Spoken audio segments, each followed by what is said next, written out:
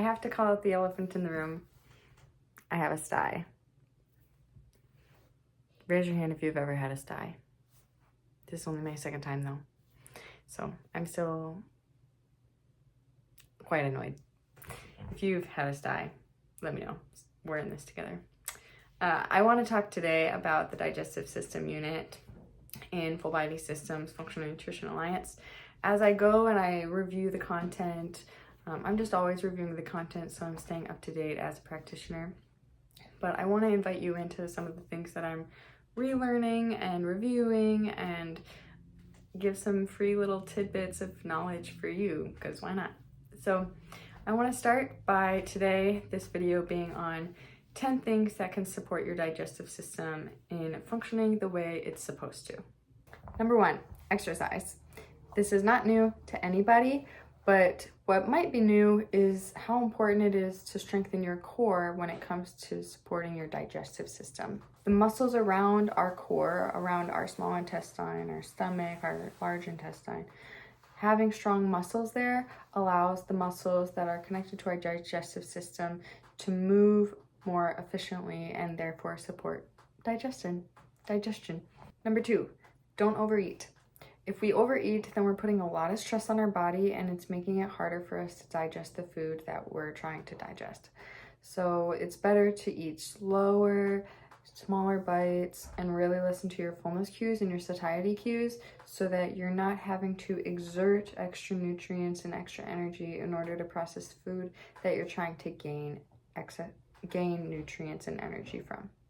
The more you practice attunement to your hunger cues, try and stop eating at 3/4 full. We don't need to wait till we're 100% full to stop eating, let alone surpass being full.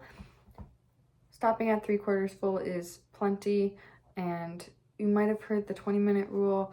Giving yourself time to allow the food to process and digest will help you feel fuller over time.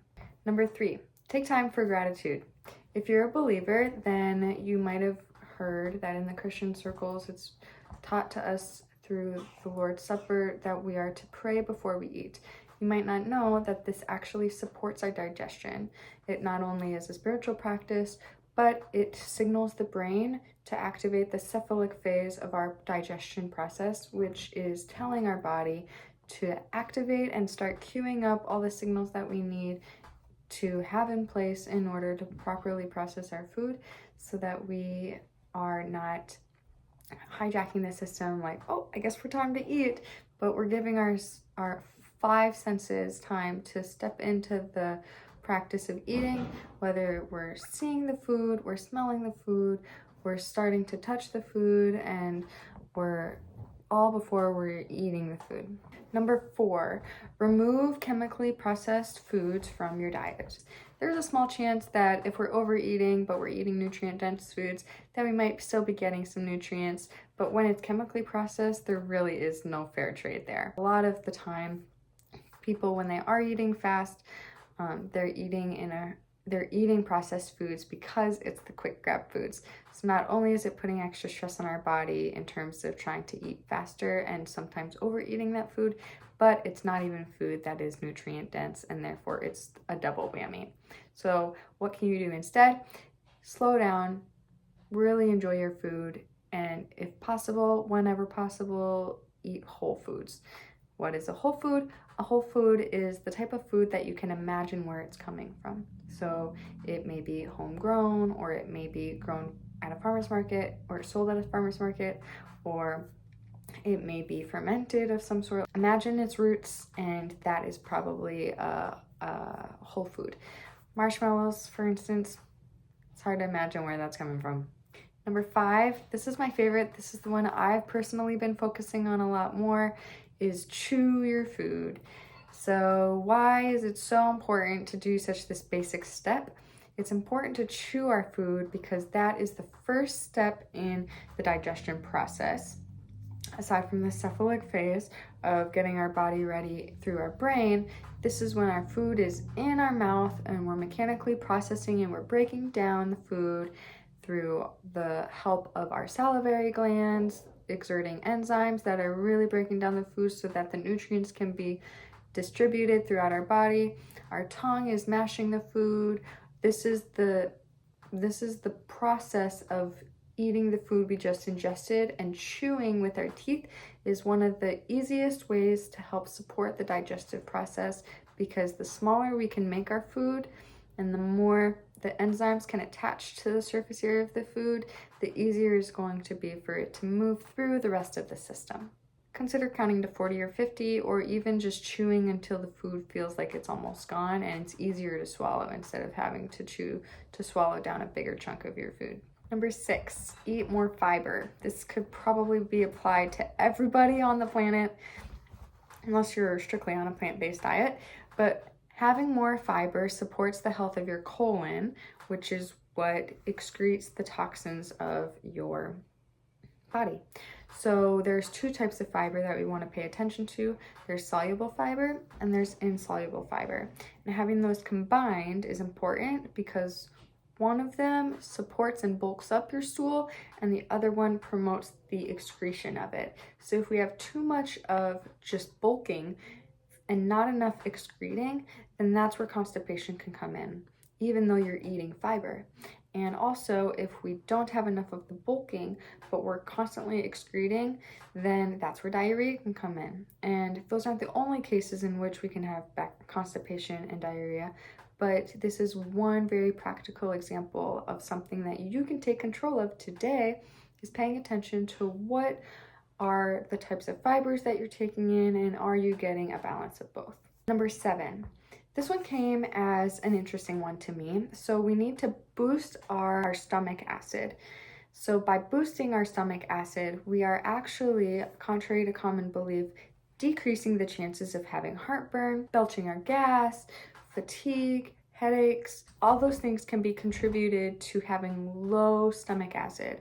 So when we take antacids to try and heal those things, specifically the heartburn comes to mind, or acid reflux, when we're taking an antacid to try and fix that, we're actually counterproductively impacting the health of our gut and not actually fixing the issue. It's really just making the issue worse, even though there is that temporary relief. So what can we do instead to incorporate foods that support our stomach acid? This can look as simple as just adding some lemon to your water, or if you're really interested and you're willing to try, having a shot of some apple cider vinegar at your breakfast in the morning. If you are going to go the apple cider vinegar route, it's important to get raw and fermented apple cider vinegar. Number 8, drink more water. Cheers. Why is water important besides the obvious reasons of our body being mostly composed of water? Water is one of the main tools that is used in digestion. It supports the mucosal lining, which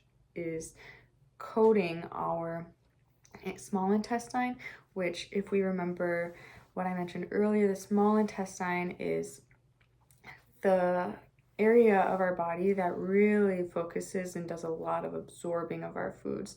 And so it's important for our small intestine to be functioning properly, smoothly, efficiently, in order for us to be consuming those nutrients from our food. A lack of water can result in brain fog, memory issues, even ulcers, indigestion, constipation, and more heartburn. Number 9, add in probiotics. I'm not going to go into the nitty-gritty of this one. This one can sometimes be a little bit complex depending on the person. And also keep in mind that all of this is generalized advice. So this may not apply to each, that 20%. This will apply to the 80% majority, but it's important for you to have a attuned relationship with yourself, because if I'm recommending apple cider vinegar, but you're allergic to apples, that's me, by the way, then you're not going to be able to consume that apple cider vinegar and it's not going to have the same effect. So you might have to lean more into the lemon water, or you might have to get a supplement. So same thing with probiotics. If there are foods that your body responds well to, then that's a wonderful chance to consume more of those foods to get those probiotics.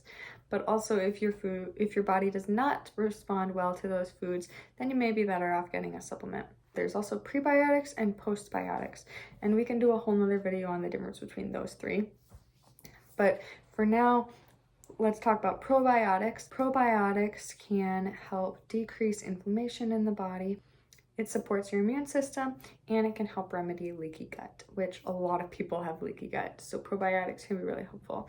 But be careful not to let probiotics don't fall into the trap of the trend of probiotics. Really do your research on the kind of probiotic that you're going to consume, or go ahead and have natural forms of it through your food. Raw fermented foods are a great option, such as sauerkraut or coconut kefir. And it's important when it comes to probiotics and fiber. I didn't mention this with the fiber, but it's important with both of these to start low, and go slow. You don't want to over introduce some of these, because then it can have actually a negative effect on your body. But don't overthink it. Just take your time introducing some. Start with like a spoonful of some sauerkraut one day, see how your body responds, add another spoonful the next day. Just give it some time and really pay attention to how your body's responding to the foods. And finally, number 10. So this one is one that I recently learned about through a podcast on enzymes. It's important to bring in digestive enzymes. Why do we need to bring them in? We're born with a lot of digestive enzymes, but we're only born with a certain amount. So it's important for us to replenish enzymes over time, because we just use them and then we don't get more, or we don't make more at the appropriate rate. So it's important to add some, because enzymes, I'm not going to go into this either. This could be a whole nother video. Enzymes are really important when it comes to the breakdown and communication of everything from our food to our body. So if you can't consume more enzymes through your foods, this is another option of a supplement to get. If you're going to go the food route of digestive enzymes instead of the supplement route, or a mix, some foods that you can get digestive enzymes from are live raw foods, or foods that are in their sprouted form, such as chickpeas that you buy dried and then you moisten them up overnight yourself. They'll grow little sprouts. That's an example. Carbs, proteins, and fats are the 3 macronutrients that we need to consume every day. Whether you mean to or not, you probably are consuming those. And so in order for us to properly digest those, which is the point of today's video, is proper digestion, we need to have the enzymes to support that process. So there you have it. There's 10 tips to support digestion. Let me know which one you're excited to incorporate in your everyday life. The one that I'm currently excited about and have been trying to do is chewing more, but I'm excited to incorporate more fibers into my diet and really just being intentional about getting a balance of the two. All right, I'll see you next week. Bye.